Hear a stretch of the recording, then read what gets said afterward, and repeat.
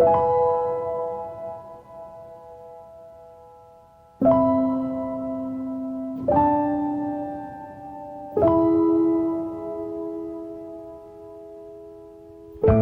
함께 하시는 주님, 그 주님만을 찬양합니다. 아멘.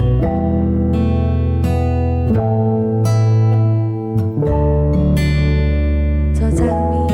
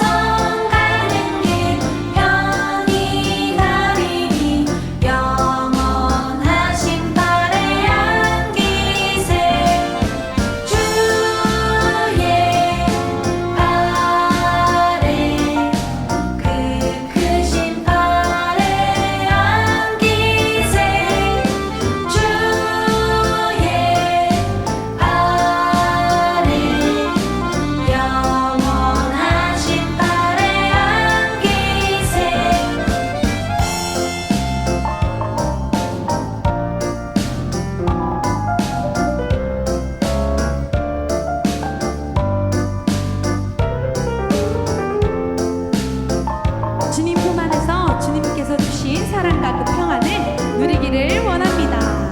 아멘. 주의 팔에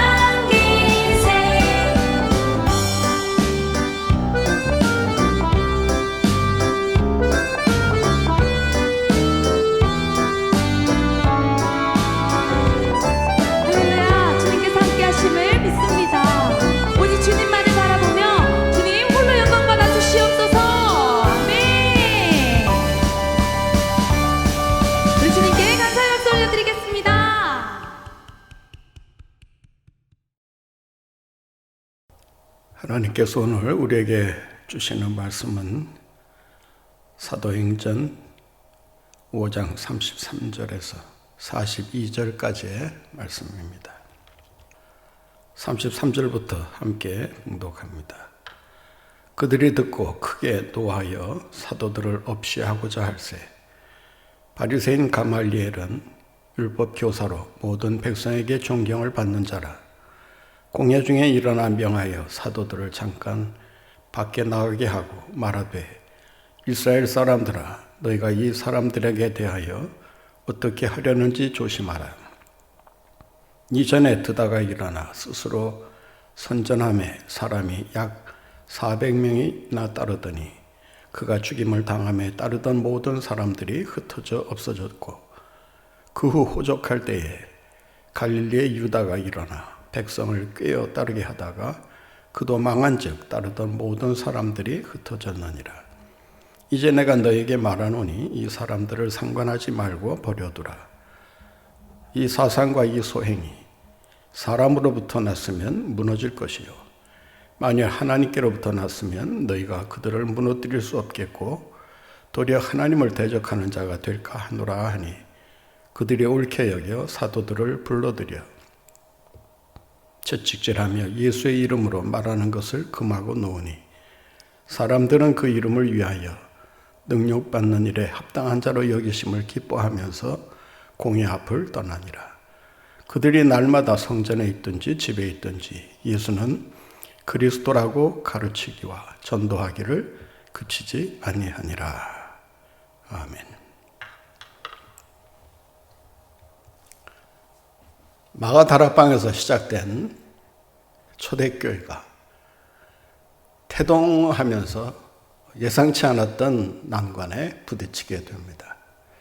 하나는 내부로부터 오는 위기요, 다른 하나는 외부로부터 오는 위기가 그것이 없습니다. 내부로부터 오는 위기는 세 가지 차원에서 생각해 볼 수 있습니다. 첫째는 장소의 문제였다고 할 수 있습니다. 성령 강림 사건과 함께 마가의 다락방이라고 하는 이름이 한 번 등장하고 그 이후에는 그 이름이 등장하지를 않습니다.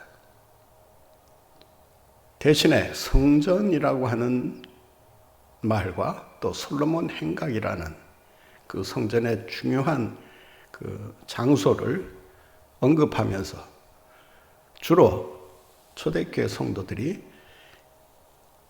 성전과 솔로몬 행각에 모였다라고 증거하고 있습니다. 밝혀진 바에 따르면 마가 다락방의 규모가 120문도가 들어가면 꽉 찰 정도의 그런 규모였다고 하는 것입니다. 따라서 3,000명이 하루에 회심하고 세례받는 이런 일이 벌어지면서 마가 다락방 가지고는 결코 이 사람들을 수용할 수 없는 그런 한계에 부딪혔다라고 할 수 있습니다. 따라서 한 번에 모여서 예배하고 교제할 수 있는 그런 공간이 어디일까를 아마 신중하게 고민하며 찾아다녔을 것입니다. 그러나 당시의 건물들이 대부분 공공기관을 빼놓고는 소규모로 만들어졌기 때문에 제일 많은 사람들이 모일 수 있는 장소가 아마 성전 마당이었다고 할 수 있습니다. 솔로몬 행각은 주로 사람들이 자유롭게 모여서 대화하고 토론할 수 있는 그런 공간으로 사용되고 있었다고 합니다. 따라서 처음 사도들이 복음을 선포한 장소가 솔로몬 행각이었기 때문에 처음 선포했다는 의미와 함께 그 솔로몬 행각을 모든 사람들이 모여 예배할 수 있는 그런 공간으로 아마 생각을 했을 것입니다.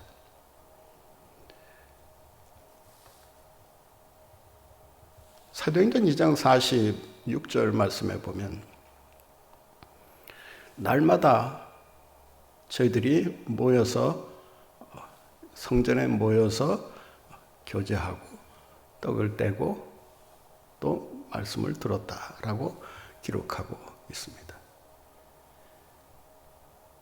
그들이 날마다 모였던 장소가 성전이라고 하는 사실을 밝혀주고 있습니다. 뿐만 아니라 5장에 보면 사도들이 기적을 행하고 또 많은 사람들이 그들의 그 능력에 감동하면서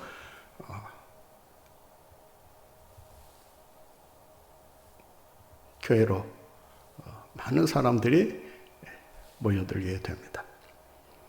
그때 그들이 모였던 장소가 솔로몬 행각이었다고 기록하고 있습니다.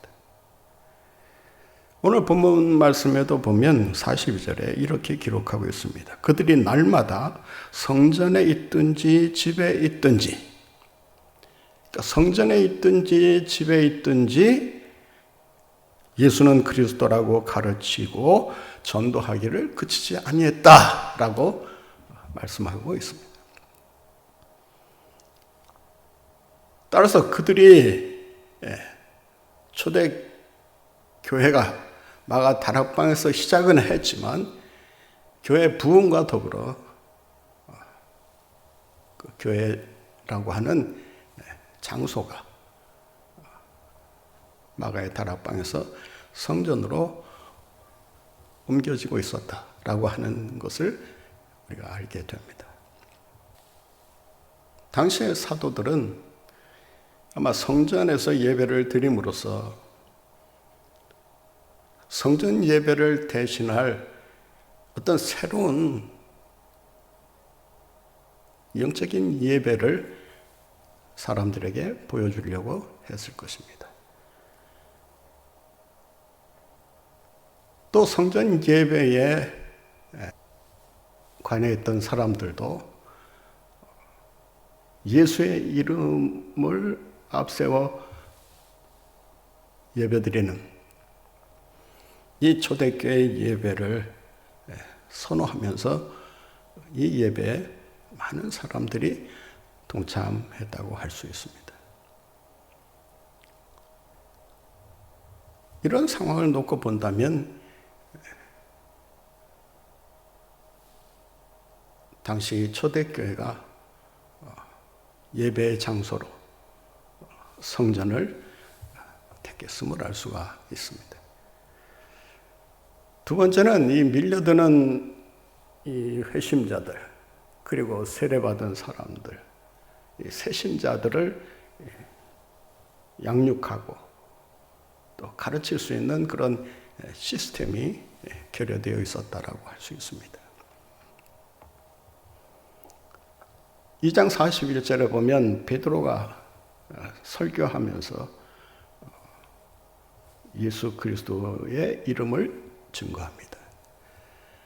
그 설교를 듣고 세례받는 사람들이 3,000명이나 되었다라고 기록하고 있습니다. 전대미문의 폭발적인 부흥이 초대교회 시작과 함께 일어나고 있었던 것입니다.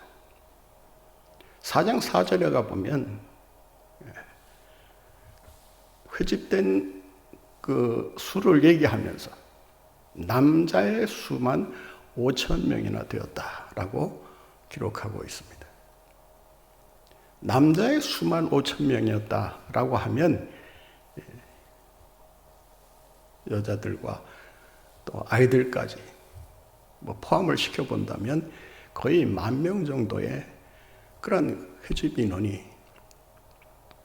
초대 교회에 들어와 있었다라고 할 수 있습니다. 이 많은 사람들을 훈련하고 또 양육하는 일이 그렇게 간단치 않았을 것입니다. 사도들이 다 달라붙어서 불철주야 세자를 관리한다 하더라도 한계가 있었을 것입니다.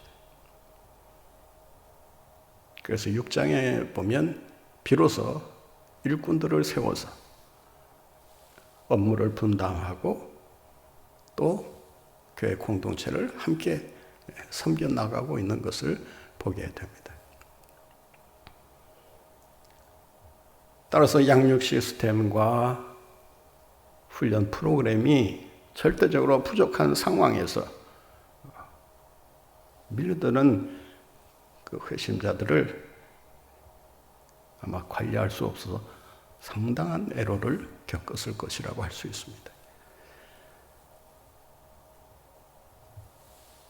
세 번째는 훈련되지 않은 미성숙한 그런 회심자들로 인해서 교회 질서가 타격을 받고 또 잘못된 헌신으로 인해서 교회가 부정적인 이미지를 얻을 수 있는 그런 상황에 몰리게 됩니다. 그 대표적인 사건이 아나니아와 삽비라 사건이라고 할 수 있습니다. 이 사건은 헌신되지 못한 신앙인들로 인해서 복음의 힘이 약화될 수 있고 교회가 내부적으로 외부적으로 큰 위험에 봉착할 수 있다라고 하는 사실을 우리에게 가르쳐주고 있습니다. 이러한 내부적인 위기와 더불어 외부에서 밀려드는 위기를 그들은 또 감당할 수 있어야 했던 것입니다. 그 외부로부터 오는 위기는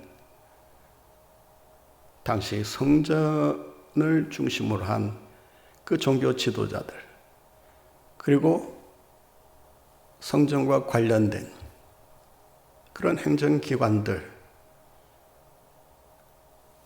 더 나아가 정치기관들이 합세해서 예수 그리스도의 이름을 전하는 갓 태어난 기독교를 핍박하기 위해 저들이 힘을 모아 공격하기 시작을 했던 것입니다. 여기에서 기독교가 당시에 이 공권력과 어떻게 충돌하고 있는가를 자세하게 보여주고 있습니다. 이러한 충돌 속에서 기독교가 어떠한 자세로 그 공격을 막아냈으며 또 그 공격을 통해서 자신들의 입장을 어떻게 피력했는가를 우리에게 보여주고 있는 것입니다.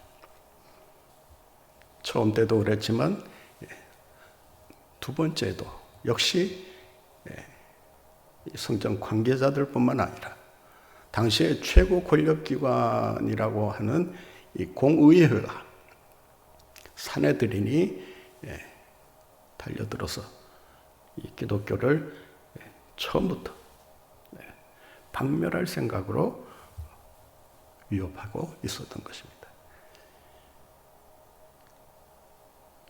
이들은 첫 번째 그 공회를 통해서 예수 그리스도라고 하는 이름을 결코 발설해서는 안 된다라고 하는 절대 금지 명령을 내립니다.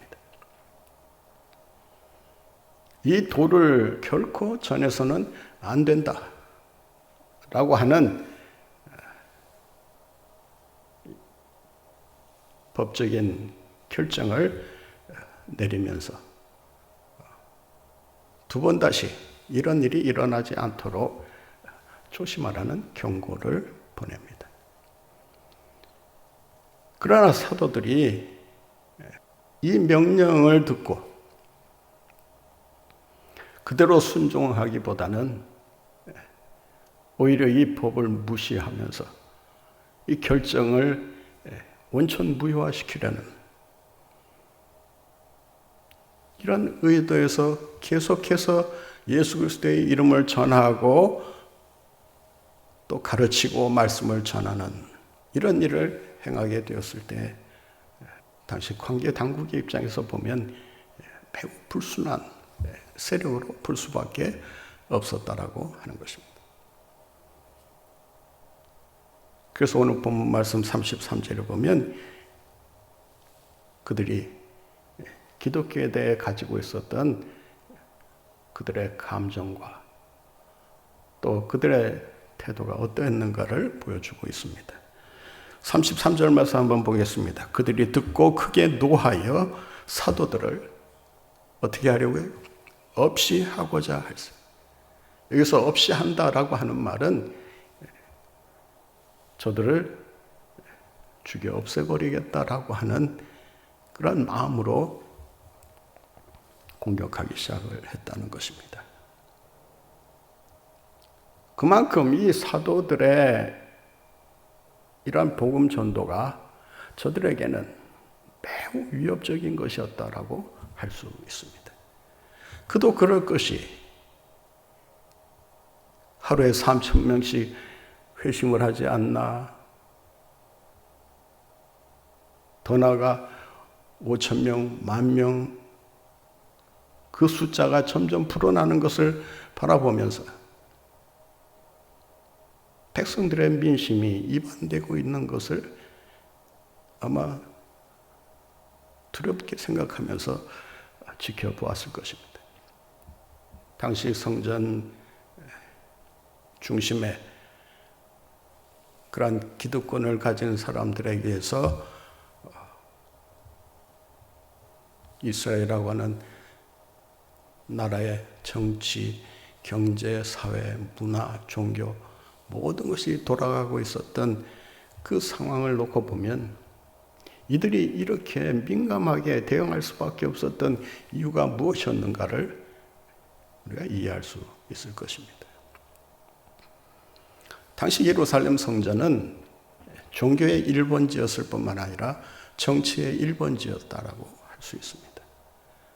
그만큼 성전을 통해서 이스라엘 백성들의 그 삶이 좌우되고 있었다라고 해도 과언이 아닐 것입니다. 성전에서 일어났던 이 사도들의 그 전도 행위가 이들의 체제를 위협하는, 그리고 무너뜨릴 수도 있다는 그런 위기감을 가질 수밖에 없도록 만들었다고 하는 것입니다. 그동안 백성들의 관심과 또 여론과 인기가 다 자기네들에게로 모여져 있는 상황 속에서 느닷없이 나타난 사도들에 의해 그 모든 자신들이 쌓아놓은 탑이 무너지는 것을 아마 바라볼 수밖에 없는 그런 상황에서 이 사도들은 그들의 눈의 가시와 같았을 것이라고 할 수 있습니다. 따라서 그들은 이들을 어떻게 해서든지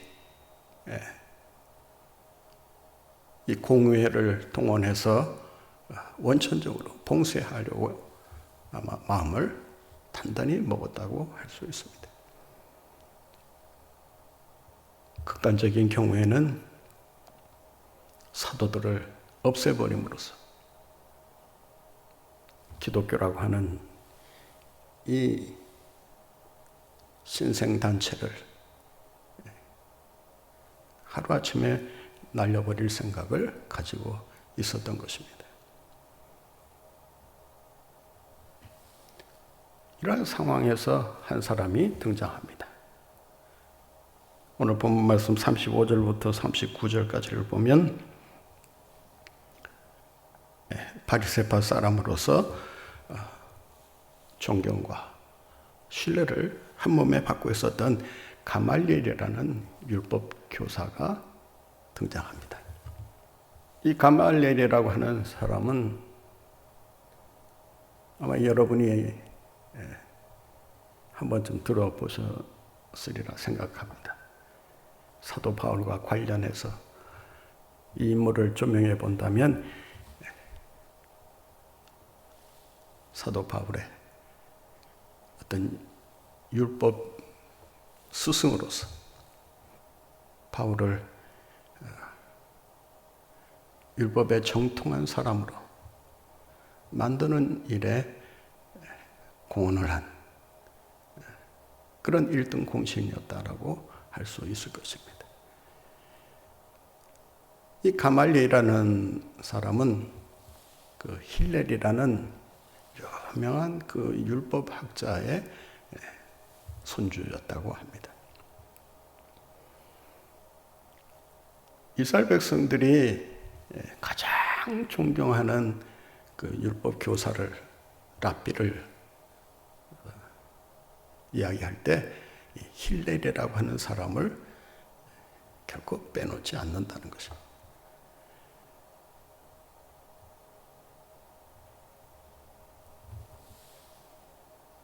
가장 뛰어난 랍비로 추앙받고 있었던 그 힐렐의 손주였으니 그 힐렐이라고 하는 그 배경만 하더라도 이 가말리엘이라고 하는 존재를 부각시키는 데 있어서 더없이 큰 영향력을 나타낼 수 있었던 것입니다. 가말리엘이라고 하는 사람보다 힐렐이라고 하는 이 랍비의 명성이 더 위대했기 때문에 가말리엘은 뭐 그 자신도 뛰어난 랍비였다고 할 수 있겠습니다만은 아마 힐렐이라고 하는 이름 덕분에 더 그 이름이 빛나지 않았을까 생각합니다. 오늘 본문 말씀에 보면 그가 어떤 사람이었는가를 아주 자세하게 밝혀주고 있습니다. 본문 말씀 34절을 같이 보겠습니다. 바리새인 가말리엘은 율법 교사로 모든 백성에게 존경을 받는 자라. 모든 백성에게 존경을 받는 자라. 뭐 이 한마디면 뭐 다 되는 거 아니겠습니까?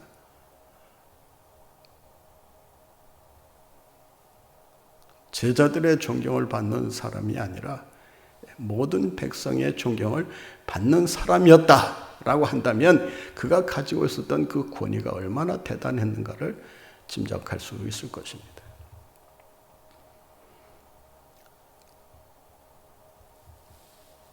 사도들을 어떻게 처리해야 되느냐라고 하는 이 민감한 문제가 불거지면서 이를 중재하기 위해 가말리엘이라는 사람이 나서고 있는 것입니다. 사도들의 입장에서 보면 이 가말리엘의 이 중재 역할이 얼마나 큰 도움이 되었는가를 우리가 생각할 수 있습니다. 왜냐하면 이의 중재로 인해서 사도들이 죽임을 당하거나 큰 핍박을 받지 않고 그저 채찍을 맞고 풀려나는 정도에서 이 사건이 마무리될 수 있었기 때문입니다. 이 가말리엘이라는 사람은 역사적으로 일어났던 두 가지 사건을 예로 들면서 이 사건이 실패한 이유가 뭐냐?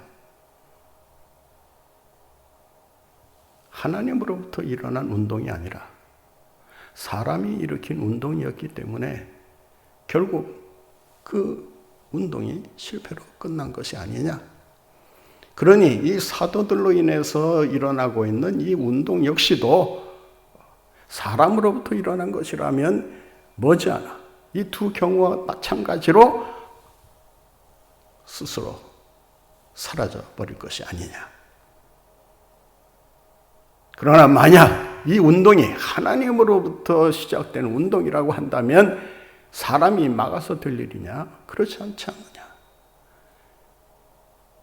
우리가 하나님을 믿는 사람들로서 하나님이 하시는 일에 대해 우리가 왈부하는 것은 지극히 그 하나님의 권위를 손상시키는 일이 될 뿐만 아니라 오히려 하나님에게 대적하는 일이 되지 않겠느냐.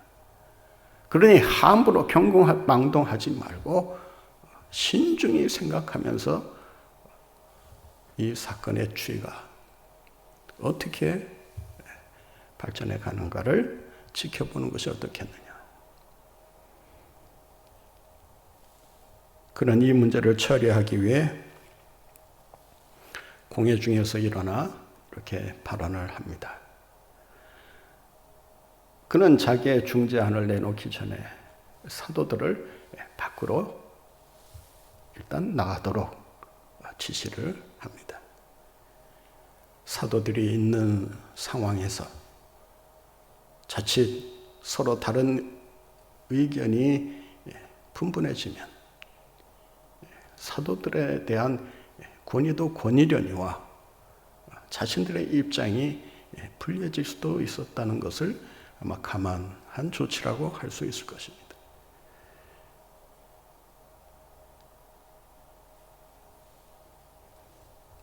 그는 사도들을 내보내고 나서 이렇게 이야기합니다. 36절 이하의 말씀을 한번 보겠습니다. 말하되 이스라엘 사람들아 너희가 이 사람들에게 대하여 어떻게 하려는지 조심하라. 그래서 어떻게 하려는지라는 이 어떻게 하려는지라는 말은 사도들을 잡아 죽이려는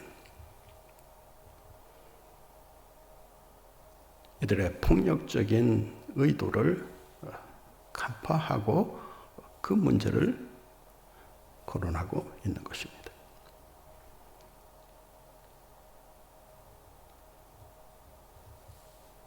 아무리 이들이 주장하는 그 내용이 너희들의 마음에 들지 않는다 하더라도 그 사실 여부를 확인하기 전에 그 사람의 생명을 해치는 일은 매우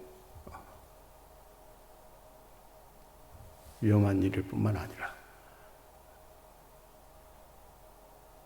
피차 안에 큰 해를 불러일으킬 수 있지 않겠는가.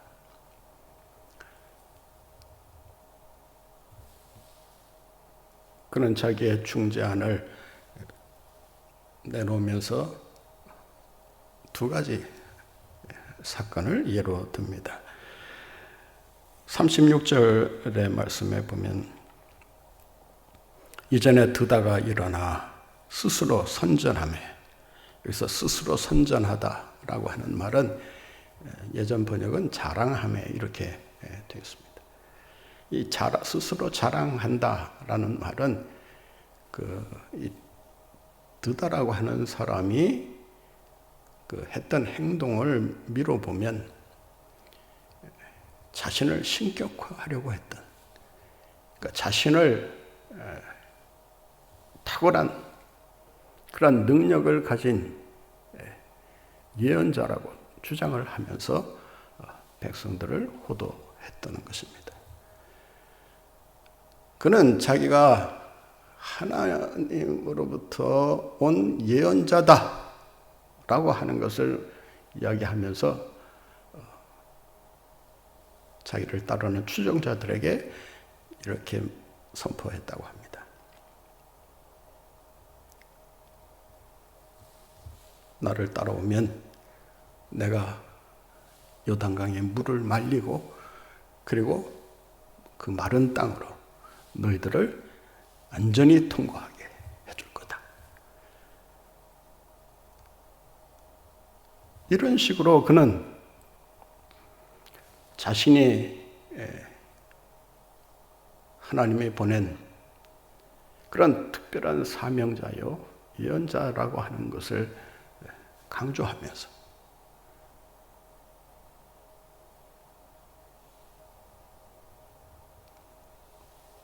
백성들의 그런 신앙을 혼란스럽게 했던 것입니다.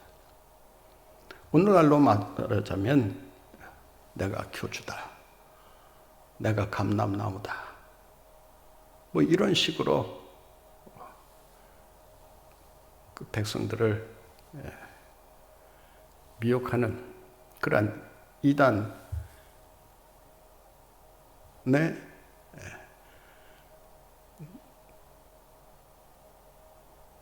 그러한 교주와 같은 그런 행동을 했다고 할 수 있을 것입니다. 한때 그를 많은 사람들이 따라다녔지만 어떻게 되었느냐? 그가 죽임을 당함에 따르던 모든 사람들이 다 흩어져 없어지지 않았느냐? 따라서 이 문제도 그대로 놔두면 아마 사실이 아닐 경우 그대로 없어져 버릴 것이다.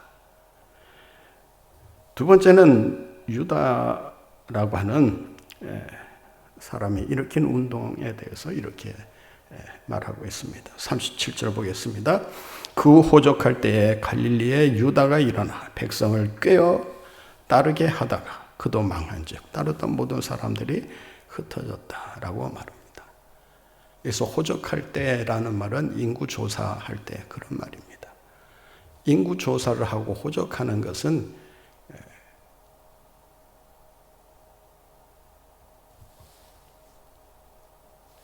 몇 가지 이유에서 이런 조사를 시행하게 됩니다. 하나는 전쟁에 나갈 그 군인들을 모집하기 위해서, 그 수를 확보하기 위해서 이 조사를 시행하기도 하고, 가장 큰 이유는 이 세금을 철저히 걷어들이기 위해서 이러한 조사를 했다고 합니다. 따라서 이러한 조사가 행해지면서 세금 문제가 본격적으로 불거지는 상황에서 여기에 반발하고 나선 유다라는 사람이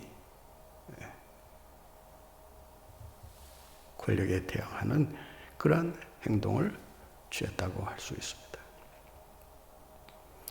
이 두 사건 다 그 주동자가 잡히거나 죽음을 당하면서 저절로 흩어진 사람들이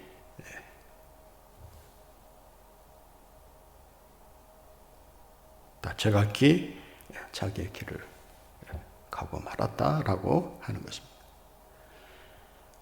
따라서 사도들이 지금 백성들의 어떤 인기를 얻으면서 크게 부흥하는 것처럼 보이지만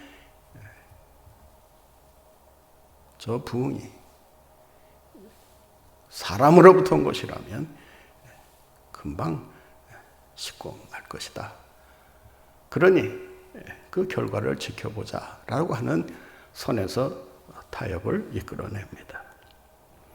49절 말씀에 보면 그들이 옳게 여겨 사도들을 불러들여 채찍질하며 예수의 이름으로 말하는 것을 금하고 놓아주었다라고 말합니다. 아마 가말리엘의 이러한 제안을 아마 함부로 반대할 수는 없었을 것입니다. 그의 명성이나 그의 권위를 생각해 본다면 많은 사람들이 아마 그 의견에 좋든 싫든 동조할 수밖에 없었을 것이고, 그로 인해서 사도들이 무혐의로 풀려나고 있음을 알 수 있습니다. 그런데 문제는 오늘 본문에 보니까 옳게 여겨서 풀어주기로 했으면 그냥 놓아주면 될 일을 채찍질하면서 이들에게 경고하고 풀어줬다라고 하는 것입니다. 여기서 채찍질한다라고 하는 말은 원문을 보면 살갗을 찢어 놓는다 그런 뜻입니다. 그러니까 당시의 채찍질은 심한 경우 온 몸이 그 채찍질에 의해서 갈기갈기 찢겨져 나가는, 그래서 많은 피를 흘리고 최악의 경우 죽음에 이르를 수도 있는 아주 중한 형벌 중에 하나였다고 할 수 있습니다.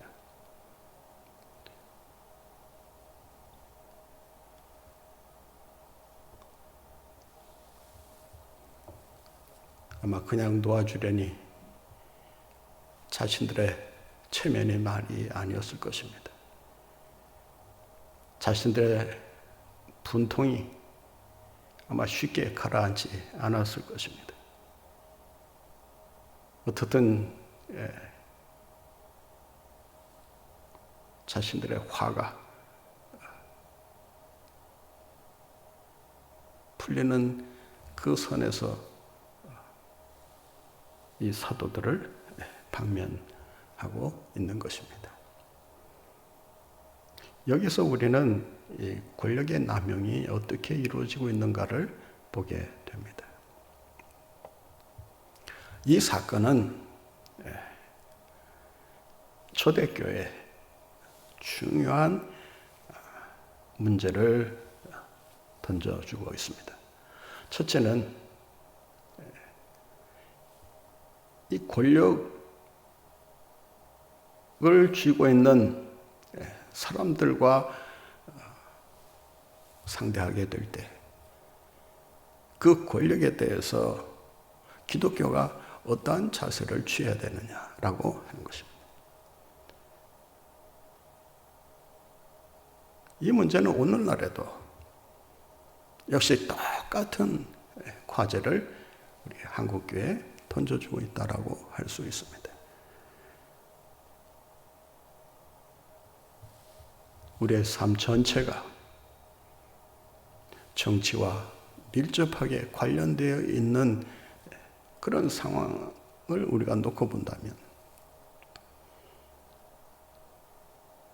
권력에서 요구하고 지시하고 명령하는, 심지어 법으로 규제하려고 하는 이런 행위에 대해서 어떻게 대처해 나가야 되는가? 당시 사도들이 이런 그 권력의 위협 앞에 어떻게 행동했는가를 우리는 자세히 살펴볼 필요가 있습니다. 4장 19절 말씀에 보면 이들의 위협에 대해서 이렇게 항거를 합니다. 베드로와 요한이 대답하여 이르되 하나님 앞에서 너희의 말을 듣는 것이 하나님의 말씀을 듣는 것보다 옳은가 판단하라.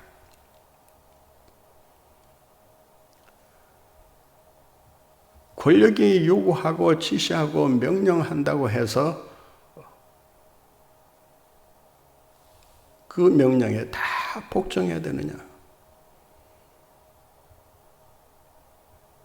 그 명령이 하나님께서 원하시지 않는 것이라면 어떻게 해야 되는가? 5장 29절에 보면 이렇게 얘기합니다. 아주 중요한 말씀입니다. 5장 29절 한번 같이 보겠습니다.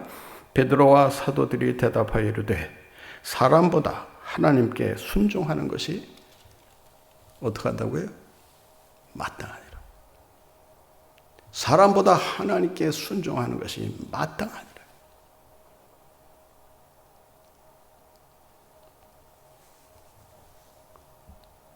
당시 사도들과 초대교회가 당시의 권력 앞에서 어떻게 행동했는가를 살펴보면 오늘날 한국교회가 이 어마어마한 이 권력 앞에서 어떻게 행동해야 되는가를 발견할 수 있을 것입니다. 그들의 불복종은 법 자체에 있었던 것이 아니라 그 법이 그리고 그 명령이 그 지시가 하나님께서 금지시킨 것을 요구하는 것이냐.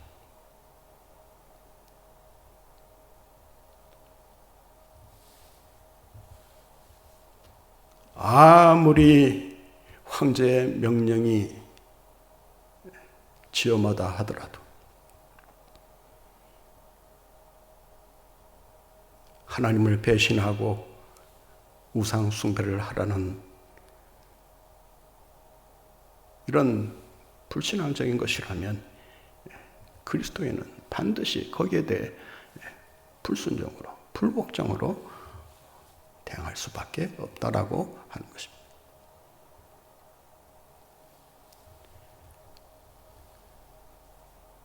두 번째는 초대교회가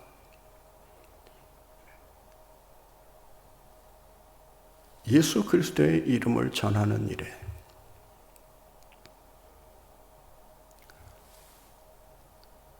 우선순위를 두고 그 일을 위해 자신의 생명을 걸고 싸웠다라고 하는 것입니다. 여기에 오늘의 기독교가 부흥하고 성장할 수 있었던 그 원인이 있었음을 알 수가 있습니다. 본문 말씀 41절을 함께 보겠습니다. 사도들은 그 이름을 위하여 능력받는 일에 합당한 자로 여기심을 기뻐하면서 공회 앞을 떠나니라. 우리 한번 따라 보실까요? 사도들은 그 이름을 위하여 능력받는 일에 합당한 자로 여기심을 기뻐하면서 능력을 기뻐하면서 공회 앞을 떠나다. 그리고 42절에 보면 떠나고 나서 그들이 어떻게 행동했는가를 자세히 보여주고 있습니다. 그들이 날마다 성전에 있든지 집에 있든지 예수는 그리스도라고 가르치기와 전도하기를 그치지 아니하니라. 그 이름을 위하여 그들은 자신이 능력받는 일, 치욕스러운 일을 경험하는 일도 기쁘게 여기면서 하나님께서 내게 이 귀한 일을 맡겨주셨다고 하는 그 사실에 대한 감사와 자부심을 가지고 그들은 주님께서 맡기신 일에 최선을 다했다고 하는 것입니다.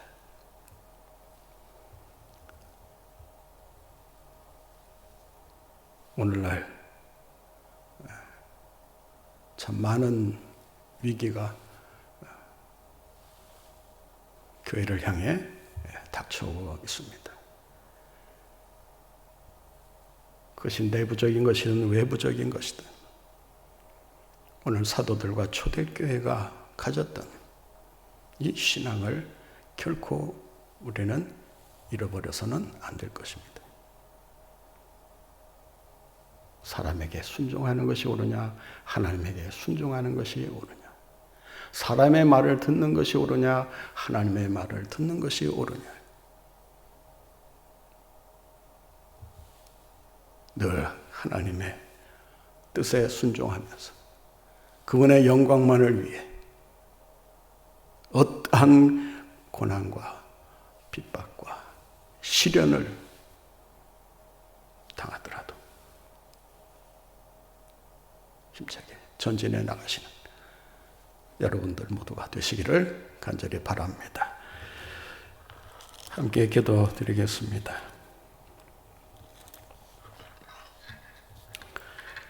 주신 말씀을 기억하면서 오늘 나의 신앙의 상태가 어떠한지, 나의 삶의 우선순위가 하나님의 뜻에 고정되어 있는지, 그분의 영광을 위한 나의 삶을 살아드리고자 늘 결단하고 살아가는지, 아니면 세상의 시류에 적당히 타협하면서 자신의 욕망을 채우기 위해 급급해하고 있는 것은 아닌지, 우리 자신들의 신앙을 점검하면서 어떤 상황에서도 어떤 위기 앞에서도 하나님께 순종하는 일을 택할 수 있는 우리가 되게 해달라고 우리 합심해서 한번 같이 기도드리겠습니다. 그리고 특별히 우리 환우들을 위해 기도했으면 합니다. 많은 분들이 지금 힘들어하고 계시고 또 특별히 질병으로 고생하고 계십니다. 한 분 한 분 위해서 기도해 주시기를 바라는데요. 제가 직분은 약하고 제가 이름만 불러드리도록 하겠습니다. 허필님, 안순자, 또 정철영, 윤인숙, 이수진, 임수정, 강말순, 정유동, 배순년, 송홍명, 홍명숙, 김정열, 강정희투, 강수기, 정승철, 송표선, 손수봉, 고정남, 임덕순, 최충, 권부님, 박말조, 노계원, 김상희, 하영숙, 최효석, 김정매, 지철남, 진현정, 이병옥, 안순자, 우리 이분들을 생각하면서 이분들의 하루속히 질병에서 노임을 얻고 건강을 회복할 수 있도록 해달라고 우리 한번 같이 기도해 주시기를 바랍니다. 수술을 앞두고 계신 분도 계시고 또 수술 이후에 또 치료 중에 계신 분도 계시고 또 가정과 요양병원에서 또 노후를 힘들게 보내고 계시는 분들도 있습니다. 또 코로나 사태로 한 분 한 분 신방하면서 참 신방하기 어려운 그런 상황에 처해 있습니다. 다만 우리가 할 수 있는 일은 이분들을 또 중보하면서 하나님 앞에 기도하는 일밖에는 없다고 생각합니다. 위에서 기도하면서 저들의 질병이 암이든 노안이든 또 폐렴이든 당뇨병이든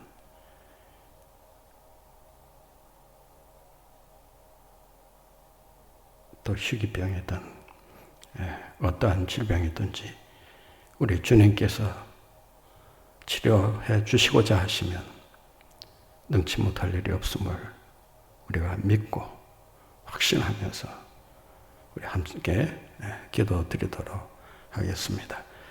우리 같이 합심해서 기도드리겠습니다. 사랑과 은혜가 풍성하신 아버지, 오늘도 저희들을 예배 자리로 불러 모아 주시고 말씀을 통해 이 어려운 때에 하나님의 백성들이 어떠한 신앙을 가지고 살아야 되는지를 우리에게 자세히 가르쳐 주시니 감사합니다. 그야말로 혼돈의 시대여 한치 앞도 내다볼 수 없는 불확실성의 시대를 우리가 맞이하면서 이 위기의 시대 속에서 과연 우리의 신앙을 어떻게 지켜나가야 될 것인가를 사도들과 초대교회 성도들을 통해 배우게 됩니다. 오 하나님 아버지, 우리 모든 하나님의 백성들 한 사람 한 사람 주의 능력의 장중에 붙드셔서 결코 시류에 휩쓸려 가거나 시류에 동조하거나 시류에 미혹되는 일 없게 하여 주시고 온전히 하나님만을 바라보며 하나님의 중심의 신앙으로 담대히 설 수 있는 저희들 모두가 되게 하여 주시옵소서. 예수 그리스도의 이름을 위하여 능력을 받으면서도 하나님께서 자신들을 사용하시고 계신다는 사실에 감동하면서 감격하면서 기뻐하면서 그 이름을 전하는 일에 자신의 목숨을 걸고 싸웠던 사도들과 성도들을 기억하며 이러한 신앙을 우리도 갖고 살아가기를 원하오니 오 하나님 아버지, 우리에게 믿음의 믿음을 허락하여 주셔서 담대한 믿음으로, 용기 있는 믿음으로, 두려움이 없는 믿음으로 악한 세력들과 싸워 승리하는 하나님의 백성들이 다 되도록 축복하여 주시옵소서. 오늘날 한국교회를 위협하는 내부적이면서도 외부적인 그러한 악한 세력들이 있습니다. 이들의 공격을 막아내기에는 우리 인간의 힘만으로는 역부족임을 잘 알고 있사오니 이 시간 성령으로 역사하여 주셔서 우리 모두 한 사람 한 사람 성령의 충만함을 힘입는 가운데 이 모든 난관을 해치고 나갈 수 있도록 주님 역사하여 주시옵소서. 자비로우신 아버지 하나님, 그 어떤 역경과 시련 속에서도 복음이 전파되는 가운데 복음에 의해 변화되는 모습들을 저희들이 발견하게 됩니다. 이 세상을 주님의 나라로 변화시킬 수 있는 것은 바로 복음밖에 없사오니 이 복음을 우리가 더욱 간직하고 복음 안에 살며 복음을 전하는 일에 우리 모두가 최선을 다할 수 있도록 주님 도우시고 역사하여 주시옵소서. 특별히 질병으로 고생하는 이들이 있습니다. 한 사람 한 사람 주님 찾아가셔서 능력의 팔로 안수하여 주시고 저들의 모든 연약한 부분들 치료의 강선을 바라시사 깨끗이 회복되게 하여 주시고 이전의 건강을 회복하고 더 힘써 주님을 위해 영광 돌리며 살아가는 저희들 모두가 되게 하여 주시옵소서. 배에서 기도하는 간호하는 사랑하는 가족들이 있습니다. 그들의 수고가 결코 헛되지 않게 하시고 그 사랑의 마음으로 하나님 앞에 아뢰는 저희들의 기도를 주님께서 귀를 기울여 들으시사 형통의 은혜로 응답해 주시고 역사하여 주시옵소서. 오늘도 주 앞에 엎드린 우리 하나님의 백성들, 저들의 기도 하나하나 우리 하나님 다 들어 응답해 주셔서 응답의 기쁨이 차고 넘치는 복된 삶을 살아가는 저희들 모두가 되게 하여 주시옵소서. 우리 주님께서 하시고자 하시면 못하실 일이 없는 줄로 믿사오니 능력 주시는 자 안에서 내가 모든 것을 할 수 있다는 담대한 믿음으로 날마다 승리하는 우리 모두가 되게 하여 주시옵소서. 우리 주님께서 모든 것 이미 들으신 줄 믿사오며 예수 그리스도의 이름으로 기도하옵나이다. 아멘.